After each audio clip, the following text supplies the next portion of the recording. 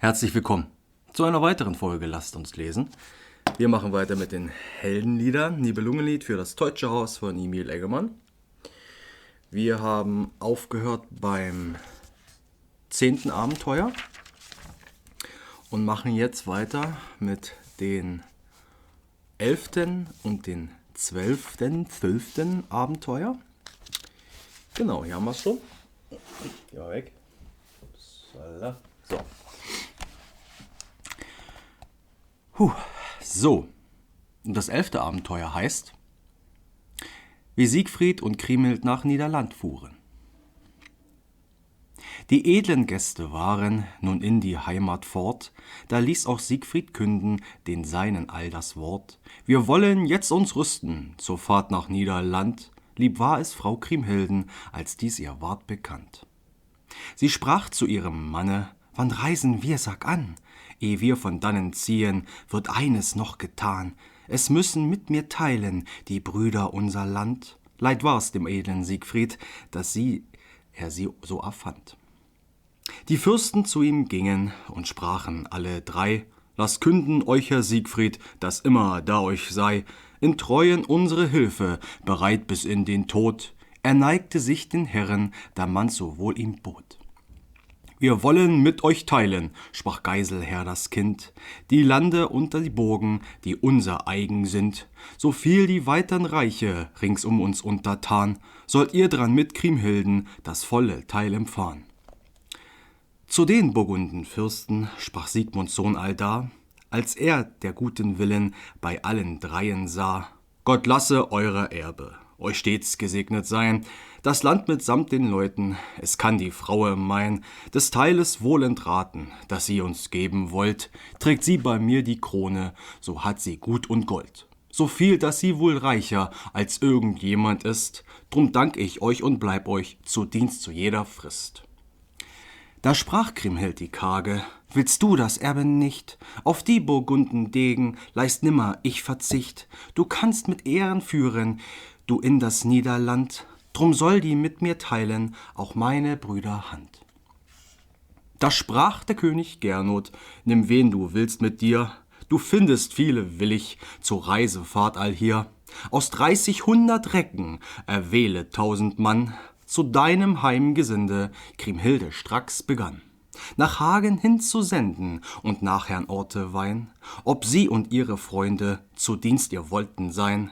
Da ob beriet in Zürnen der stolze Tronje-Held, an niemand kann uns Gunther vergeben in der Welt. Wählt allen anderen Gesinde, rief er zu eurer Fahrt, ihr sollet längst doch kennen der Tronjer Brauch und Art. Wir müssen hier am Hofe als Königsmannen stehen, bei den Burgundenfürsten, wie seid ihr es geschehen.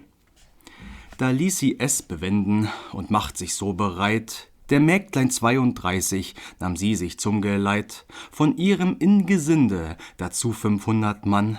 Herr Ecke ward der Markgraf, der führte sie hindann.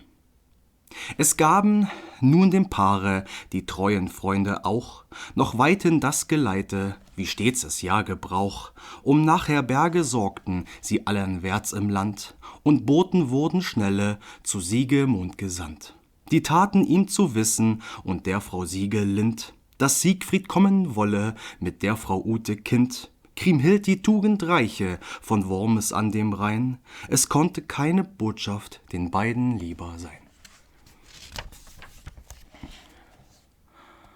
Wohl mir, sprach König Siegmund, wie ist mein alter Reich? Kriemhild trägt hier die Krone, die Jungfrau ohne Gleich. Nun ist mir doppelt teuer das Land und Erbe mein. Siegfried, mein Sohn, mein Lieber, soll hier jetzt König sein. Wer besser ward empfangen, das ist mir nicht bekannt, als er Herr Siegfried wurde in seines Vaters Land. Sieglind mit ihren Frauen dem Paar entgegentritt. Es zogen viele Ritter Herrn Siegemunds auch mit. Wohl eine Tagesreise, bis man die Gäste sah. Mit frohem Munde küsste Frau Siegelind allda, gar herzlich Frau Kriemhilde und Siegfried drauf ihr Kind. Dann fuhren sie gen Sanden mit all dem in Gesind. Da brachte man die Gäste vor König Siegmunds Saal, Die Frauen hob die Schöne man sorglich allzumal hernieder von den Rossen, da war gar mancher Mann, der diesen holden Mägdlein voll Eifer Dienst begann. Wie reich's auch war am Rheine in den Burgundenland, doch gab man hier den Helden noch besseres Gewand, als sie als niemals hatten all ihres Lebens Zeit, viel Wunder wert zu sagen von all der Herrlichkeit. Sie saßen hoch in Ehren und hatten Guts genug, Gewande Golde schwere ihr Ingesinde trug, mit Borten edlen Steinen, kunstreich gewirkt darin, gar emsig war die Pflege, sie glänzt der Königin. Und froh zu seinen Degen sprach König Siegemund: All meine Freunde tue, zu wissen ich und kund, mein Sohn empfängt die Krone, jetzt so aus meiner Hand. Gern hörten diese Kunde die Herren von Niederland. Da gab er ihm die Krone, dazu Gericht und Land. Jetzt war er Herr und König, was er als Recht empfand. Wo er auch richten musste, das war so gut getan, dass man voll Ehrfurcht schaute vor Kriemhilds starken Mann. In diesen hohen Ehren verblieb er, das ist wahr, und richtete als König bis in das 12. Jahr. Und neben ihm gewaltig war der Frau Ute Kind, den in denselben Zeiten verstarb nun Siegelind. Es war ihr aller Herzen, da ob in Not und Gram, dieweil der Tod der Grimme die Herre Fürstin nahm. Kriemhild jedoch die Schöne nun einen Sohn gebar, die Eltern Wunsch und Sehnen jetzt froh erfüllet war. Herr Siegfried ließ ihn taufen und nannte seinen Sohn nach seinem Oheim Gunther, das ziemt sich so ihm schon. Geriet er nach den Freunden, so könnt ihm's wohl ergehen, man zog ihn auf gar sorgsam, wie selten sonst geschehen. Und auch König Gunther hatte zu Wormes an dem Rhein Brünnhilde da geboren, ein schmuckes Kindelein. Ein Knabe war's, ein starker, wie dort im Niederland, dem Freund zuliebe wurde er Siegfried nun genannt. Da ward in allen Landen des Lobes viel gesagt, wie sie in Ehren lebten, die Helden unverzagt. Herr Gunther mit den Seinen, den Recken wohl bekannt, und gleichermaßen Siegfried im reiche Niederland. Nochmal kurz Zusammenfassung. Siegfried und Kriemhild, also Siegfried will seine Angebetete mit nach Hause nehmen und Kriemhild soll das Erbe, ein Teil des Erbes kriegen, aber Siegfried möchte das ausschlagen, Kriemhild aber nicht. Dementsprechend hat Kriemhild sich ein paar Leute ausgesucht. Hagen war nicht dabei, weil Hagen möchte das nicht so gerne. Hagen ist stark an den Burgundenfürsten gebunden. Wer weiß, ob es eher vertraglich ist oder eher, dass es eher so ein Stolz, so eine Ehrensache ist. Naja, und dann gehen sie nach Hause. Siegfried wird König. Und 12 Jahre lang regiert Siegfried, stolz und gerecht. Und in den 12 Jahren stirbt seine Mutter, die Siegelind. Aber Kriemhild hat in der Zeit einen Sohn geboren, den sie Gunther genannt haben. In derselben Zeit hat König Gunther und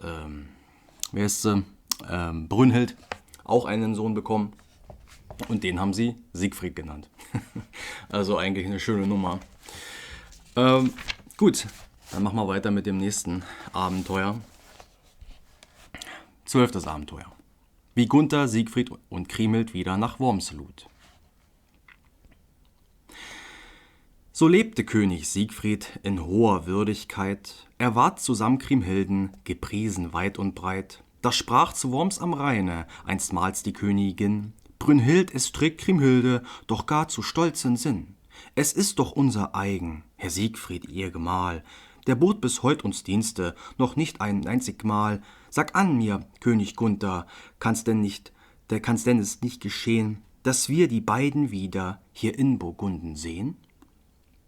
Woher es kommen möge, hätt Sieger gern erkannt, dass man ihr niemals zinse von König Siegfrieds Land. Wie können wir auch bringen, sprach Gunther, den hierher, in unser Land die Reiche, das fügt sich nimmer mehr. Sie wohnen uns zu ferne, drum schlagt ihr's aus dem Sinn. Da gab ihm Brünnhild Antwort, die stolze Königin: Ist noch so reich und mächtig, auch eines Königs Mann, was ihm der Herr gebietet, vollbringt der Untertan. Herr Gunther musste lächeln ob ihrer Rede da, er nahm es nicht als Dienst an, wenn er Herr Siegfried sah. Sie aber ließ ihn bitten und drängen immer nach. Hilf mir, dass Siegfried komme, so sprach sie jeden Tag. Dass deine traute Schwester wir wieder bei uns sehen, es könne mir auf Erden nichts Lieberes geschehen. Die Tugend deiner Schwester, ihr wohlgezogener Mut, wenn ich daran gedenke, wie wohl mir dieses tut. Und ihr Empfang der Traute, als einst ich kam ins Land, ich glaub's, dass nie auf Erden jemand wohl Schönes fand. Sie schmeichelte so lange, bis Gunther endlich sprach, ich wüsste keine Gäste, die lieber ich wohl mag. Nicht länger sollst du bitten, ich will die Boten mein zu Siegfried niedersenden und laden ihm zum Rhein.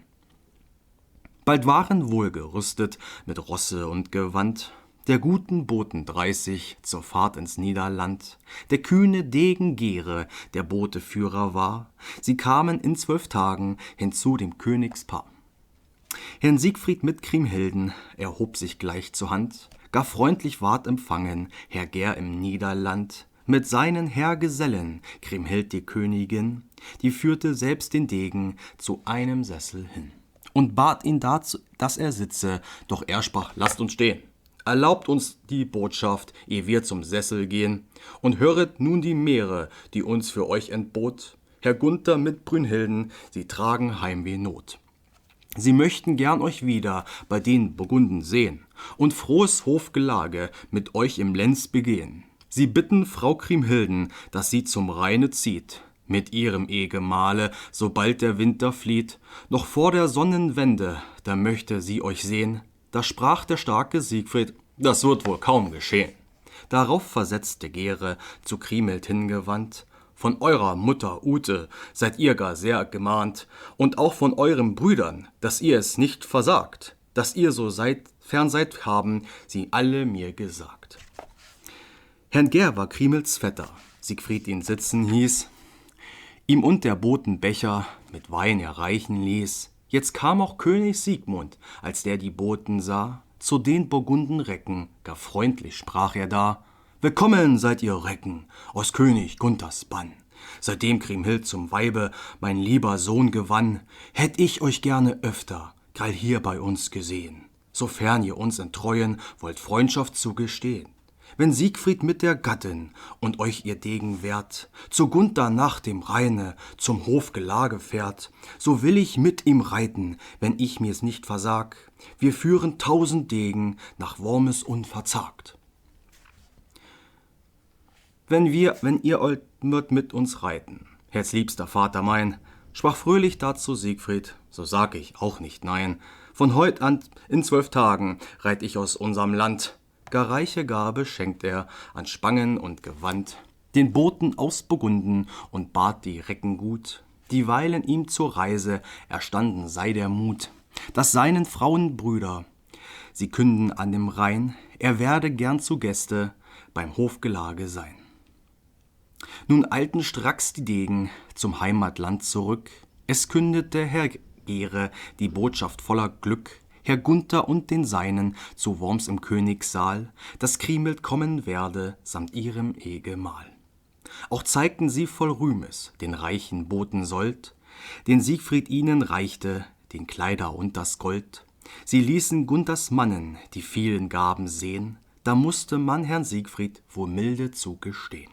Herr Siegfried, rief der Tronjer, wohl leichtlich geben mag, er kann es nicht verschwenden, wo er all sein Lebetag. Den Hort der Nibelungen verwahrt ja seiner Hand. Hei, käm der Hort zu uns doch in das Burgundenland. Nochmal ein kleiner Abriss. Die gute Kriemhild möchte, nicht die Kriemhild, die Brünnhild ist verwundert darüber, dass man nichts mehr von Siegfried und Kriemhild hört. Vielleicht liegt es auch daran, dass Brünnhild insgeheim auch noch für Siegfried immer noch schwärmt.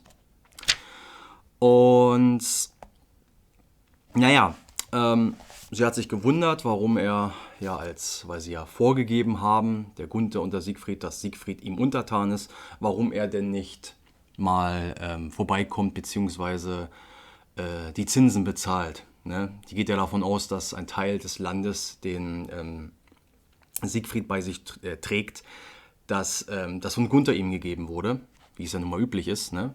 Der König gibt seinen Untertanen dann gewisse Teile des Landes und sie zahlen dann mehr oder weniger Zinsen oder Steuern oder was auch immer und geben immer so einen Teil ab an ihn. Und naja, das geschieht nicht. Deswegen ist Brünnhild sehr verwundert darüber und bettelt immer den guten Gunther an und fragt, hey, warum kommt er denn nicht mal vorbei? Wieso sehen wir nichts von ihm? Warum hören wir 12 Jahre lang nichts von ihm? Er ist doch dein Untertan, so wie es sich gehört. Und der Gunther weiß natürlich, worum es geht und er wiegelt immer wieder ab. Naja, sie sind zu weit weg, sie kommen, die haben viel zu tun und Mensch, das sind auch die Feiertage und dann die Verwandten und so. Der hat zu viel nicht Zeit. Aber die Brünnhild ist ja nicht doof. Ne? Sie umschmeichelt dann den Gunther und kriegt ihn dann dazu, dass er doch ein paar Boten schickt. Und die werden dann strux hingesandt nach Xanten, nach die Niederlande. Und naja, die überreichen die Meere. Siegfried ist erstmal nicht darüber begeistert, lehnt das erstmal ab, weil er ja auch weiß, um was es geht. Ne? Aber Siegmund, sein Vater, findet das richtig dufte. Der möchte natürlich auch seine Verwandten sehen, also jetzt nicht blutsverwandt, aber zumindest durch die Ehe verwandt, weil er die wahrscheinlich auch noch nie gesehen hat, beziehungsweise nicht in so einer frohen Kunde. Und er weiß natürlich nichts von diesem ganzen, den Betrug, den Siegfried mit Gunther begangen hat. Und da kann sich natürlich dann Siegfried wahrscheinlich nicht mehr so rausreden und hat dementsprechend sofort geschalten und gesagt, alles klar, wenn du möchtest, dann komme ich auch mit. Ja. Die Großeltern wollen natürlich auch die anderen Großeltern kennenlernen, klar. Und dementsprechend, machen sie sich dann eben auf den Weg. Und beim Abschied der Boten gibt es immer einen Botensold. Das heißt, die Boten machen eine lange Reise, um eine Botschaft zu überbringen. Na, ihr wisst ja, damals gab es noch keinen Brief, also beziehungsweise damals gab es keine Postboten in dem Sinne. Und es gab auch kein Internet, ja, es gab kein Weltnetz oder eine SMS konnte man auch nicht senden. Dementsprechend musste also immer irgendjemand physisch hinlaufen und dem Bescheid sagen. Und in der Regel wurde der Botensold dann von dem bezahlt, der die Nachricht empfängt, nicht der quasi ihn verschickt hat. So ziemt es sich zumindest. Und die Boten kommt zurück mit reichem Gewand von Siegfried geschenkt, dem Boten. Ja, also Siegfried lässt die Boten nicht, lässt die nicht gehen, ohne sie ordentlich zu beschenken. Also ein großer Lohn, großer Sold dafür, dass sie einfach nur eine Botschaft überbracht haben. Und der gute Hagen kriegt das mit und sieht das natürlich, mit welcher Qualität sie beschenkt wurden, ja, und wie schwer, die Menge und was überhaupt, Edelsteine, Gold, alles. Und Hagen weiß natürlich von dem Nibelungenschatz. Und da wurde schon die Saat der Zwietracht gesät, nämlich die Gier von Hagen, der sich dann sagt, ach Mensch, wäre der Nibelungenschatz doch nur in unseren Händen. Und dementsprechend beginnt sich da schon ein gewisser Weg abzuzeichnen. Gut, dann war es das bei euch heute. Ich hoffe, das hat bis hierhin euch gefallen. War natürlich diesmal keine Kampf-Action, sondern einfach sehr, Politik war hier mehr im Spiele. Gut, ich hoffe, ihr habt noch einen schönen Tag und eine schöne Woche und dann sehen wir uns wieder bei den nächsten Mal. Bye. Lasst uns lesen. Bis zum nächsten Mal. Macht's gut. Tschüssi.